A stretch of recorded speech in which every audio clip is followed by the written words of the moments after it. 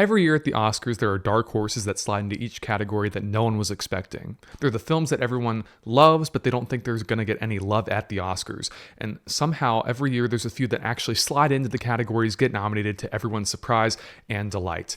And this year, there was no other dark horse that was bigger than in the animated feature category, with Neon's Robot Dreams sliding into one of the spots. Now, Robot Dreams has had a very long festival run over the past year. It's played at a ton of different festivals like Cannes, SIFF, New York Film Festival, and a bunch of other ones.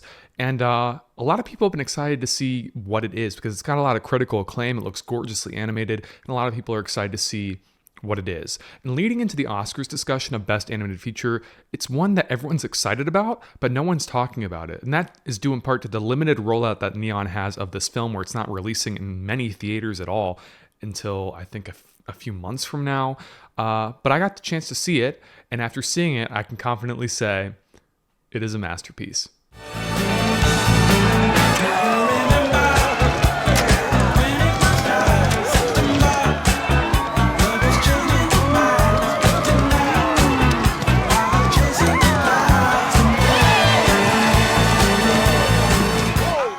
I walked into this film with decently high expectations. I was really excited to see if it was worth all the buzz that it got from festivals, and also because it was nominated for an Oscar. I was excited to see the genuine artistry behind the camera that this film might have shown.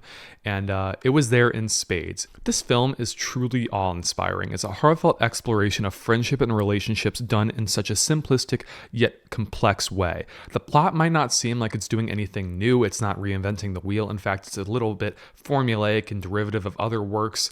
But it does its own thing. It stands apart on its own. It does its own thing. It never feels like it's stealing ideas from any other movie.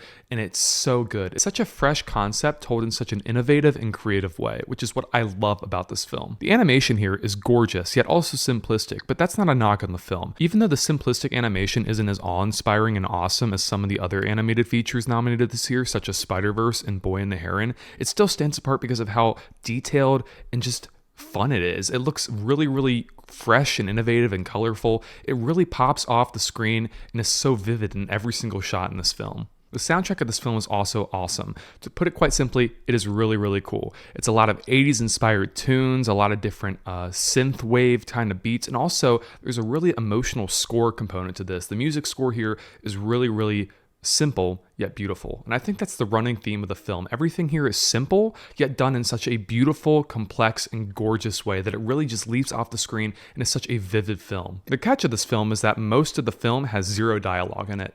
Absolutely no dialogue spoken by the characters to move the plot along. It's instead just actions and ideas that are acted out by the characters.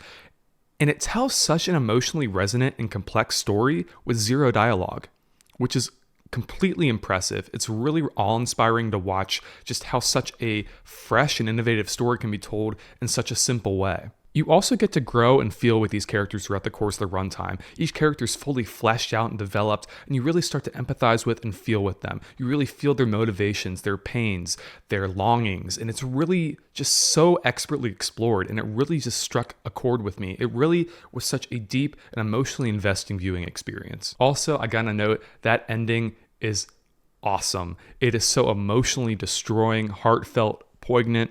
It's sad. I cried a little bit, and I'm not ashamed to admit it, honestly. That was such a beautiful ending. It ended in such a high note. I don't see enough reviews talking about the ending. I think it's one of the strongest points of an already awesome film. I think that it ties everything together in a way that feels natural and real. I know most people might think, oh, but the ending kind of sucks because it's not what I wanted to happen.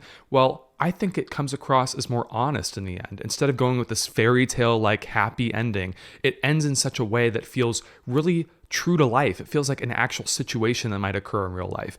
And it really just, I don't know, it stuck with me. And it's the one thing after watching the film that I just been pondering about. That ending is so strong and I love it so much. For the negative side of this, I'm struggling to kind of find anything that I would say is literally wrong with it. If I really wanted to nitpick it, there's one scene in the middle of the film where the robot meets some birds. That's all I'm going to say without spoilers, but it was a little drawn out, a little out of place, could have done probably without it if you wanted to argue that, but I think it does add a little bit more complexity to the robot's character in the film. I think it's really emotional and heartfelt, and I think it kind of does its job in the end, so I would kind of leave that in there And again, that's just if I was nitpicking, because I don't think there's anything wrong with this film. I think the runtime, the pacing are all incredible. I think it tells such an emotional story in such a honest way. And yeah, it's just so good. I think the biggest negative would probably be that it was nominated in the same year as Spider-Verse and Boy and the Heron. Because while it's awesome the Academy nominated it, I'm not knocking on the Academy for nominating this. I think that is awesome. I think that it really deserves the nomination. I think it's cool that the Academy's pushing one of those more artistically driven indie animated films into the category versus like probably Wish from Disney or something like that they could have chosen instead. I think it shows genuine artistry and talent behind the voting process, and I think it's a really cool standout in the nominee list. That being said, I don't think it's going to win because Spider-Verse and Boy and the Heron are the two front runners, of course, but even beyond that, they're both more impressive in terms of scope and execution. I think that for myself personally, though, this is not just my personal pick to win the category, it's one of my favorite animated films, period. I really loved this thing. It was an hour and 40 minutes of pure delight. I started the film, I had a long day going for me, I was really busy, and I just wanted to unwind while watching the film. I turned it on, and I was able to just disappear completely into the minds of the characters. It was truly an escape that you could not find anywhere else. It was so vivid and colorful and fun and humorous. I really, really loved it, and I really hope you guys go check it out when it releases in theaters near you. I would give Robot Dreams a 100 out of 100. Thank you guys so much for watching. If you are new to my channel, please do not forget to click that subscribe button down below, like the video, turn on the push notifications to be notified whenever a new video drops, and comment down below with your thoughts. With that being said, this is Mitchell signing off. Peace out.